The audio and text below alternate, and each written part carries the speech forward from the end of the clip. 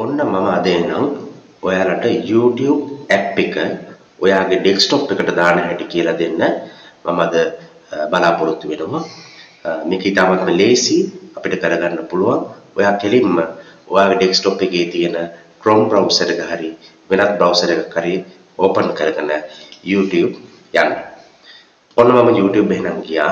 YouTube ගියාට පස්සේ මගේ YouTube channel එක මම open වෙනවා. ඊට පස්සේ ඔයාලට තියෙන්නේ මෙන්න මෙතන දකුණු පැත්තේ තියෙනවා තිත්තුන.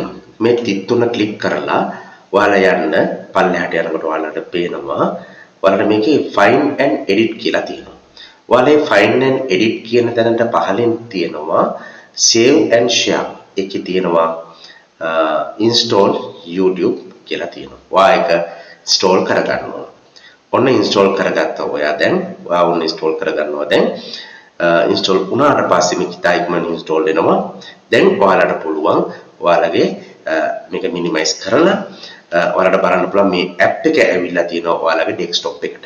දැන් මම ආයෙත් යනවා මම Google ගිහිල්ලා මම මෙතනින් මේ Chrome browser එක අයින් කරගන්නවා.